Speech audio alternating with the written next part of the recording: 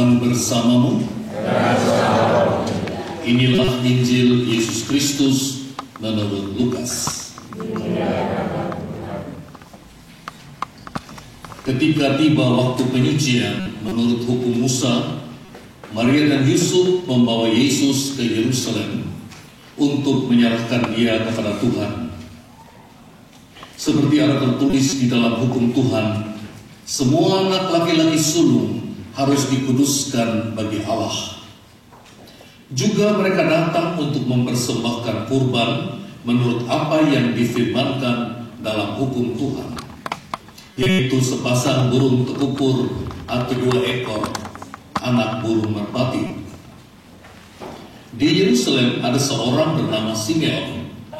Ia seorang yang benar dan saleh, yang menantikan penghiburan bagi Israel. Roh Kudus ada di atasnya, dan kepadanya telah dinyatakan oleh Roh Kudus bahwa dia tidak akan mati sebelum melihat Mesias, yaitu dia yang diurapi Tuhan. Atas dorongan Roh Kudus, Simeon datang ke bait Allah. Dan ketika Yesus, anak itu, dibawa masuk oleh orang tuanya untuk melakukan baginya apa yang ditentukan hukum Taurat, Simeon menyambut anak itu dan menatangnya sambil memuji Allah. Katanya, "Sekarang Tuhan, biarkanlah hamba-Mu ini pergi dalam damai, sesuai dengan firman, sebab mataku telah melihat keselamatan yang datang dari Engkau, yang telah Engkau sediakan di hadapan segala bangsa, yaitu cahaya yang menyatakan kehendak-Mu bagi bangsa-bangsa lain, dan menjadi kemuliaan bagi umat-Mu Israel." Yusuf dan Maria amat heran akan segala sesuatu yang dikatakan tentang Yesus. Lalu Simeon memberkati mereka dan berkata kepada Maria, ibu anak itu, "Sesungguhnya anak ini ditentukan untuk menjatuhkan dan membangkitkan banyak orang di Israel, serta untuk menjadi suatu tanda yang menimbulkan perbantahan, supaya menjadi nyata pikiran hati banyak orang. Tetapi kelak suatu pedang akan menembus jiwamu sendiri." Pada waktu itu ada pula di Yerusalem seorang nabi perempuan, anak Fanuel dari suku Asyer, namanya Hana. Ia sudah sangat lanjut umurnya. Sesudah ia menikah, ia hidup 7 tahun bersama suaminya. Sampai sekarang ia janda dan telah berumur 84 tahun. Dia tidak pernah meninggalkan bait Allah dan siang malam beribadah dengan berpuasa dan berdoa. Pada saat itu juga Hana pun datang ke bait Allah dan mengucap syukur kepada Allah, serta berbicara tentang anak itu kepada semua orang yang menantikan kelepasan untuk Yerusalem. Setelah selesai semua yang harus dilakukan menurut hukum Tuhan, kembalilah Maria dan Yusuf beserta Yesus ke kota kediaman mereka, yaitu kota Nazaret di Galilea. Anak itu bertambah besar dan menjadi kuat, penuh hikmat, dan anugerah Allah ada padanya. Demikianlah Injil Tuhan. Terpujilah Kristus. Karena kita juga hadir Bapak Denny Urangian dan istri sebagai ketua dari Badan Kerjasama Gereja-Gereja Kristen se-California. Selamat datang dan selamat Natal. Kita menyerukan selamat Natal atau Merry Christmas dengan lantang, dengan fasih. Tetapi kalau kita mendalami apa yang mau disampaikan di dalam ucapan Merry Christmas atau Selamat Hari Natal, kita harus tahu dan kita harus sadar akan makna. Apanya yang kita berikan selamat? Apanya yang kita harapkan menjadi sesuatu yang merrily, Dengan kata lain, kita sendiri harus sadar dan merasakan keuntungan atau kebaikan dari peristiwa Natal itu sendiri, sehingga kita sungguh-sungguh mengucapkan itu dari hati kita, bukan hanya lip service. Dalam arti fisik, kita tentu mudah merasakan kegembiraan dari Natal, di mana kita melihat semua indah, lampu-lampu, pakaian yang bagus, wajah-wajah yang ceria. Siapa sih yang gak senang melihat wajah-wajah yang ceria? Kita berkumpul dalam komunitas kasih yang menyenangkan. Ada makanan, minuman yang berlimpah, ada hadiah, dan ada sapaan-sapaan yang sangat menyenangkan. Tetapi Natal lebih daripada itu. Kita harus memahami Natal bukan sekedar suatu pesta duniawi, tetapi suatu pesta rohani. Sebab banyak sekali orang yang setuju dengan perayaan Natal. Banyak sekali orang yang merayakan Natal tetapi tidak melihat dan merasakan relevansi dari Yesus yang lahir di dunia, sehingga mereka merasa tanpa Yesus mereka juga bisa merayakan Natal dengan kegembiraan yang sama. Tanpa Kristus kita juga bisa pesta. Alkisah, ada seorang ayah dari suatu keluarga Katolik. Di dalam keluarga itu, sang suami atau ayah ini seorang yang Katolik, tetapi dia mengaku dia tidak mampu beriman. Beriman dalam arti percaya bahwa Allah itu bersabda dan sabda itu menjadi manusia. Kita sebut itu peristiwa incarnation. Dia tidak bisa menerima, dia katakan itu, saya percaya Allah ada, tetapi Allah menjadi manusia itu mengganggu pikiran saya. Sehingga dia suka pada pesta Natal, tapi dia tidak mau ke gereja. Dia selalu mengatakan, kalau saya ke gereja, saya seperti orang munafik.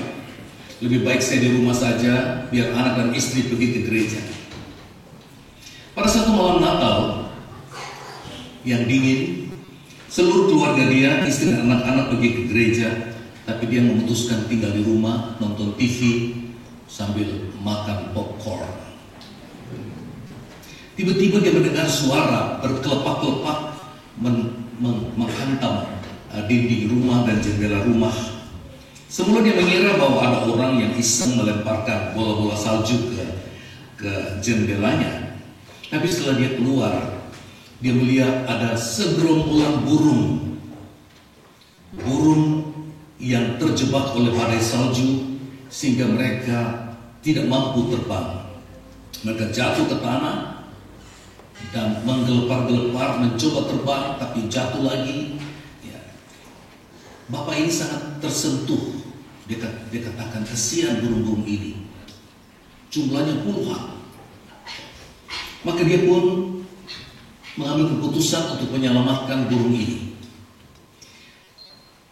Dia berpikir pasti burung-burung ini akan mati beku karena kedinginan di luar. Maka dia membuka pintu gudangnya. Gudang-gudang orang sini disebut barn, tempat menyimpan macam-macam hal. Ini barang-barang mereka. Dia buka pintunya lebar-lebar, tapi burung-burung ini tidak masuk. Mereka tetap lompat sana lompat sini. Dia nyalakan lampunya, juga burung-burung itu hanya kelepak-kelepak sana kemari. Dia bilang, oh, mungkin burung ini lapar. Dia mengambil remah-remah roti dan dia tabur.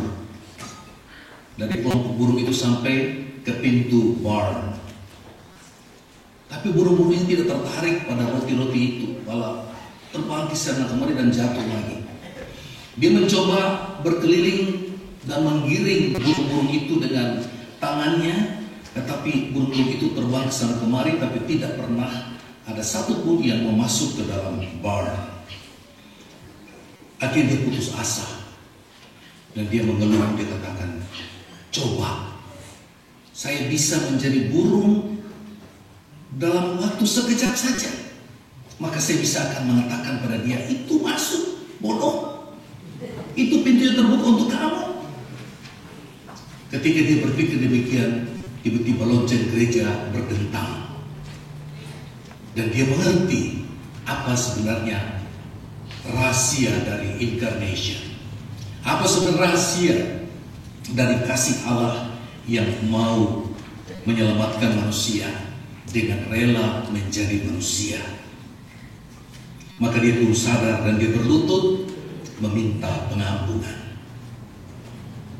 Di dalam surat Ibrani bab 1 ayat 1-2 tertulis, setelah pada zaman dahulu Allah berbicara berulang kali dalam berbagai cara, berbicara kepada nenek moyang kita dengan perantaraan nabi-nabi, maka pada zaman akhir ini Dia telah berbicara pada kita dengan perantaraan anaknya. Sejarah keselamatan itu dimulai dengan Allah mengasihi manusia, menciptakan rupa-rupa hal supaya manusia itu berbahagia dan mengenal Sang Pencipta. Tapi manusia malah mabok dengan kenikmatan, dia tidak kenal Sang Pencipta. Allah mengutus nabi-nabi, nabi-nabi pun ikut dibunuh. Mereka tidak mengerti.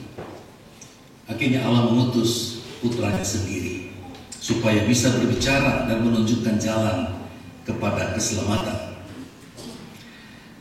Itulah peristiwa Natal di mana Tuhan mengutuskan menjadi manusia, hidup di antara kita supaya kita ini mengerti dan mengenal Dia. Yesus bersabda, barang siapa melihat aku, dia telah melihat Bapa. Barang siapa percaya kepadaku, dia sudah percaya kepada Bapa. Sebab aku dalam Bapa dan Bapa di dalam aku. Peristiwa Natal yang membuat Tuhan itu ada di antara kita. Itulah yang membuat kita harus bersukacita dan kita ingat bahwa hanya karena peristiwa Natal Dia membuat doa-doa kita, keluhan-keluhan kita yang paling sederhana pun dijamin didengarkan oleh Allah. Dia juga yang menjamin bahwa setiap janji dan sabda Allah itu akan digenapi. Dia ada di antara kita dan Dia bersabda dengan bahasa manusia, bukan bahasa sorga, sehingga kita bisa mendengar. Saya bisa berkhotbah hari ini dan Allah bisa menangkap bahasa itu. Karena peristiwa Natal Allah menjadi hadir di mana saja secara nyata, di dalam diri sesama. Di mana kita berkumpul di dalam namanya, Dia berjanji saya hadir. Dan karena kita percaya Dia hadir di antara kita, roti dan anggur kita percaya Dia ubah menjadi tubuh dan darahnya, bukan rohnya. Hari ini kita merayakan pesta keluarga kudus atau Holy Family. Dan kalau kita berbicara tentang Holy Family atau keluarga kudus, kita langsung hanya ingat tentang Yesus, Maria, dan Yosef. Tapi ada keluarga kudus lain yang ditulis dalam huruf kecil. Kalau tadi huruf besar, K besar dan K besar, keluarga kudus. Tapi ada keluarga kudus yang itu dalam huruf kecil, yaitu keluarga-keluarga kita sekalian. Orang-orang yang mengenal Tuhan, percaya kepada Dia, dan menerima pemenuhan janji-janji Allah. Dan kita lihat bahwa peristiwa Allah menjadi manusia tidak hanya berhenti dengan cara Yesus itu lahir. Ya, ada. Karena Allah bisa membuat Dia lahir dari pohon, bisa. Allah bisa membuat Yesus itu lahir dari danau keluar, bisa. Tapi Dia memutuskan peristiwa Allah menjadi manusia itu lewat jalur yang luar biasa, bahkan juga menjadi jalur yang sangat biasa, yaitu lewat keluarga. Dengan demikian Allah menguduskan keluarga bukan hanya sekedar pria dan wanita hidup bersama, tetapi keluarga itu menjadi suatu tempat yang dikuduskan, di mana janji-janji Allah dipenuhi. Seperti setiap keluarga kudus Nazaret juga mempunyai problem, walaupun mereka kudus.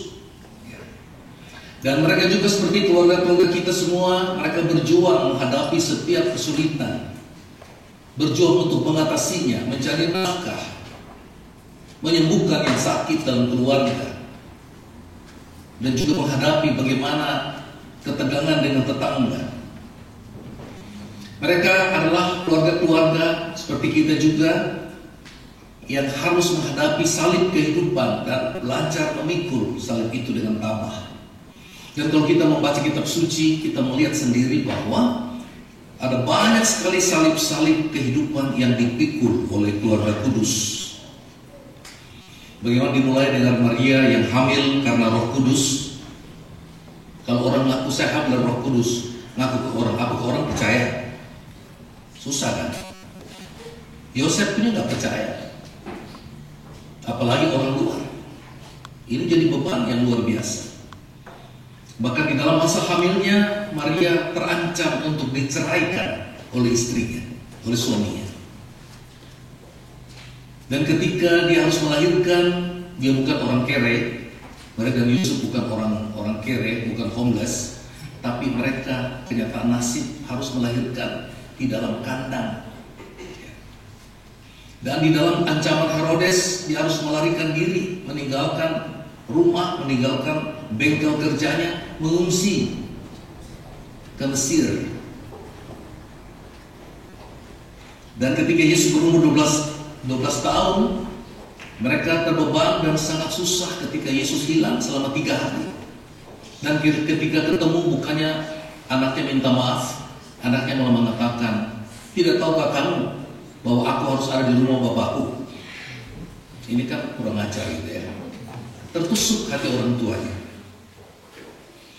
Kita tidak mendengar banyak tentang Yosef, maka kita percaya bahwa Yosef itu sudah meninggal ya, ketika Yesus belum memulai pewartaannya. Maka kita bayangkan keluarga ini juga mengalami apa yang disebut peristiwa perpisahan karena kematian. Sangat menyakitkan, betapapun keluarga itu keluarga yang kudus. Dan ketika Yesus mulai melakukan karya membawa kabar sukacita dan penyembuhan, dia ditanggapi dengan negatif oleh para pemuka agama. Justru mereka yang paham kitab suci, yang menolak dia, sangat sakit. Bahkan kemudian karena pewartaan itu, dia harus mati. Dan paling menyakitkan ketika Maria menyaksikan anaknya satu-satunya mati dengan cara yang sangat kejam. Hancur hatinya. Tapi pertanyaan, apa yang membuat keluarga kudus ini bertahan?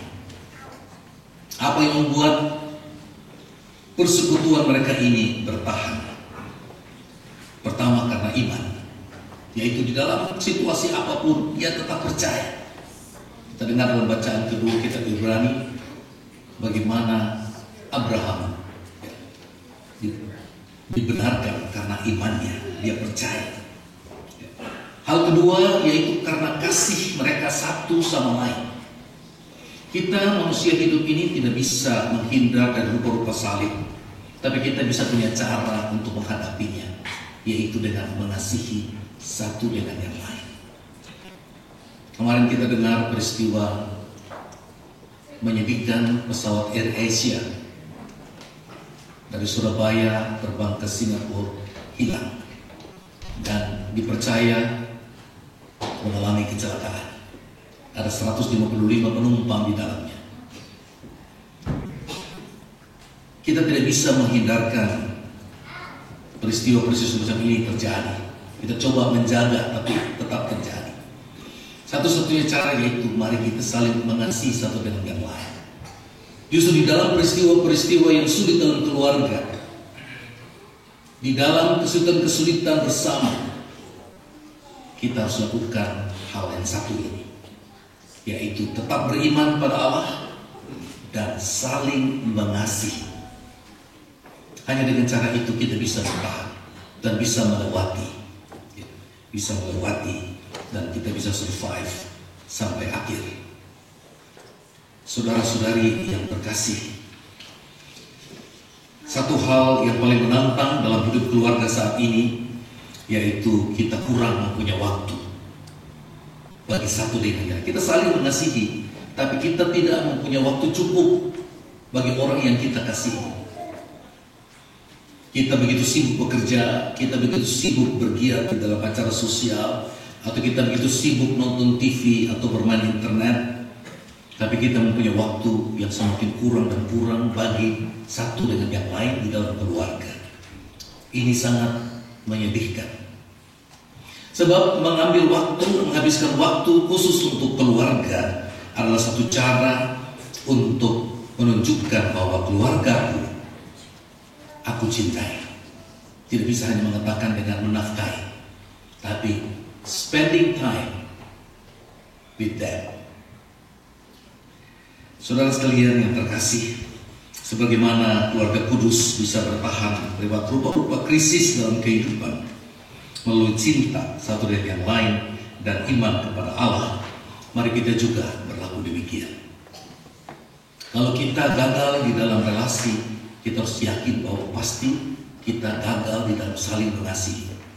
Tapi kalau kita saat ini berhasil, itu juga pasti karena diri kita dalam keluarga ada tempat untuk kasih.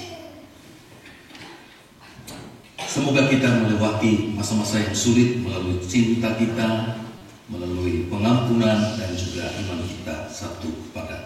iman kita pada Allah dan pengampunan satu pada yang lain. Dalam nama Bapa dan Putra